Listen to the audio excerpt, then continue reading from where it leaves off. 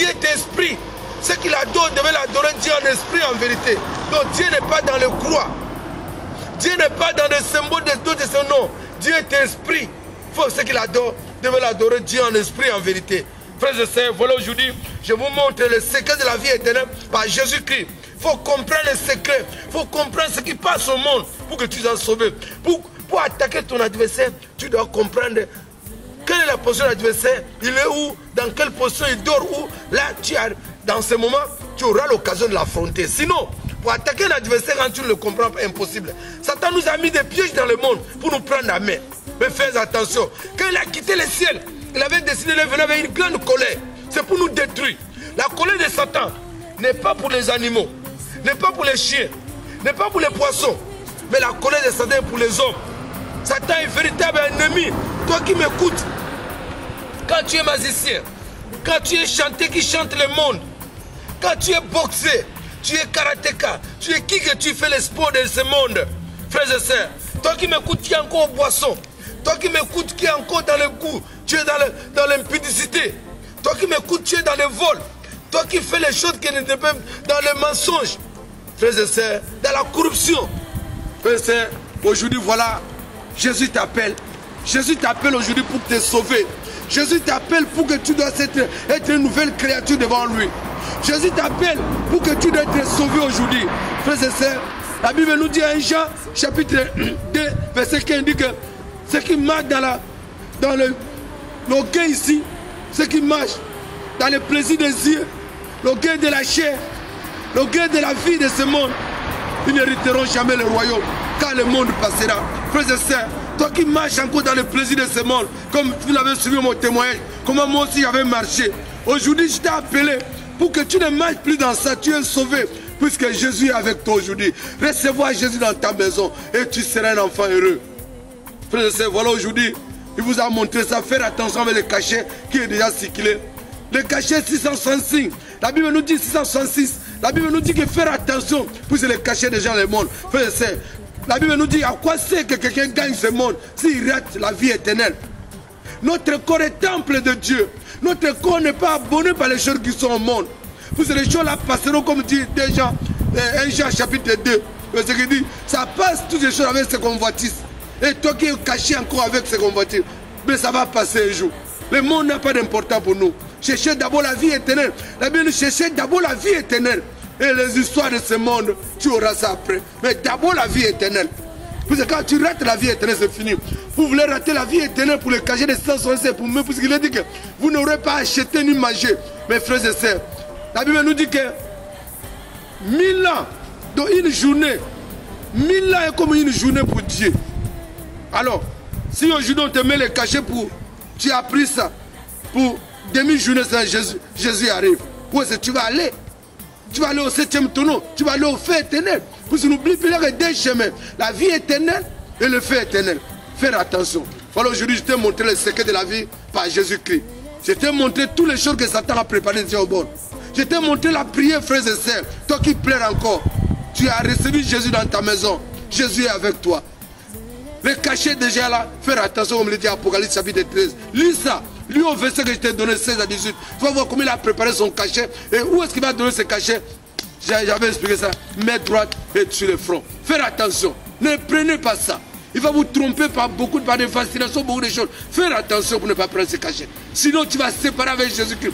Ceux qui auront ce cachet, leur esprit vont se séparer avec Jésus-Christ pour toujours. Ils vont aller au feu éternel pour souffrir. Ne pas penser que tu es mort. Tu vas aller, non. Tu vas souffrir éternellement. C'est pas que tu es mort, non. Ça c'est tromper de Satan. Il y a deux chemins, la vie éternelle et le feu éternel. Faire attention. Je vous ai expliqué pour être prudent. Quand l'ennemi est au monde, la Bible appelle Satan un peu de malin. Et nous sommes plus malins que lui. Parce que nous avons Jésus-Christ.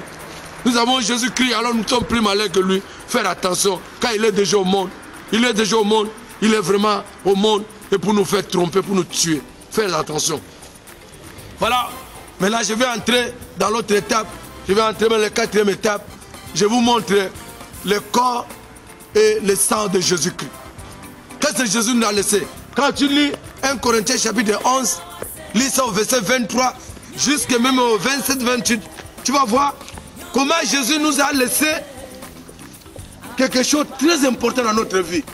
Jésus nous a laissé deux choses qui sont plus importantes dans notre vie. Qu'est-ce qu'il nous a laissé? Jésus nous a laissé son corps avant de mourir, avant de quitter ce monde, avant de quitter ce corps corporel, pour qu'il puisse prendre le corps de la joie, le corps de la liberté, le corps glorieux. Qu'est-ce que Jésus a fait? Il a appelé ses apôtres, en faisant le dîner, il a fait semblant pour leur montrer son corps et son sang. Il a fait deux choses différentes qu'aujourd'hui. Beaucoup de gens trompent là dans l'église. Beaucoup de pasteurs, beaucoup de diacres, ils sont loin de Dieu. Ils trompent beaucoup de fidèles à cause de leur présenter ce qui n'est pas juste, ce qui est injuste. Puisqu'il manque Jésus-Christ ailleurs. Il leur a montré le corps de Jésus. Jésus n'a pas montré qu'il faut prendre le pain pour manger. Non, Jésus n'a pas montré ce pain pour que vous preniez le pain. Un voleur, quand il vient de manger, de tuer, il vient de voler, même l'assassin, il a tué. Quand il vient, ah Dieu, merci toi, il a sauvé.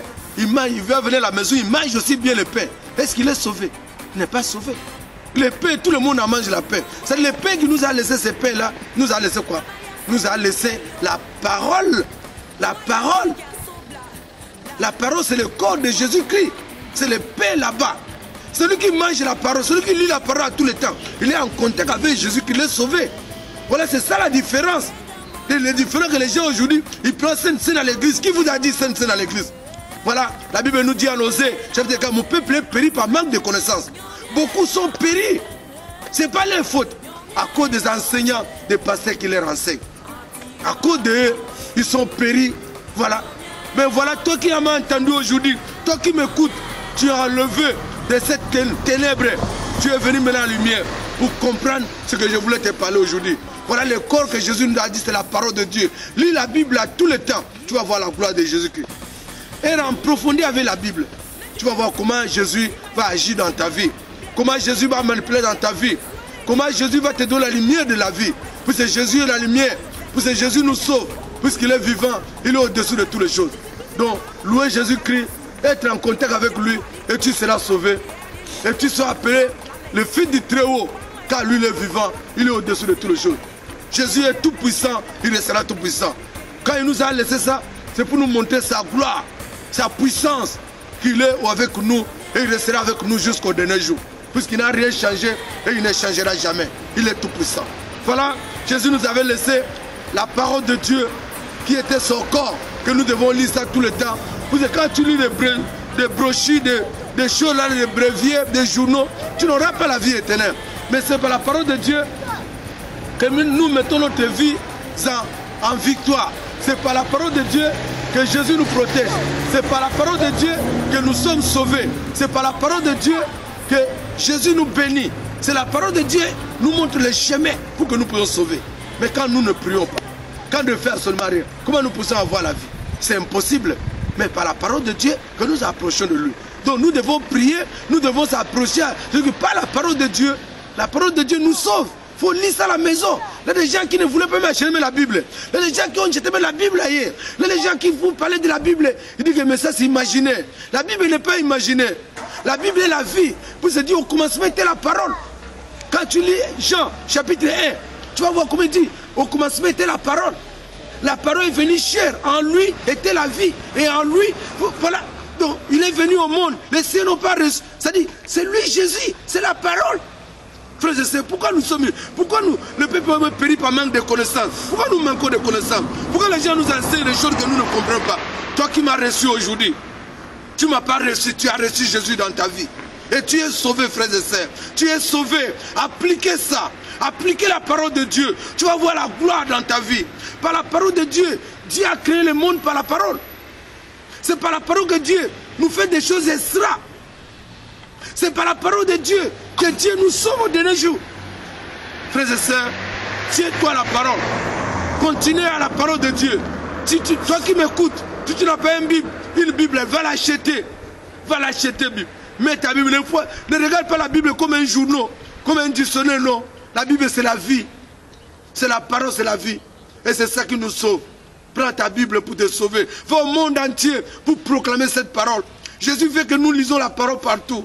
et nous serons sauvés. Jésus ne venait pas juger le monde dans les journaux, ni par les dictionnaires, non. C'est par la parole de Dieu que Jésus viendra juger le monde. Et Jésus veut nous tous, nous devons avoir la Bible, la parole de Dieu. Ne prends pas la Bible comme un secret du monde, non. La Bible, c'est le secret de la vie par Jésus-Christ. Tout est caché dedans, frères et sœurs. Toi qui m'écoutes, toi qui me regardes maintenant, toi tu n'as pas la Bible, mais qu'est-ce que toi tu attends? Au dernier jour, Jésus va te demander.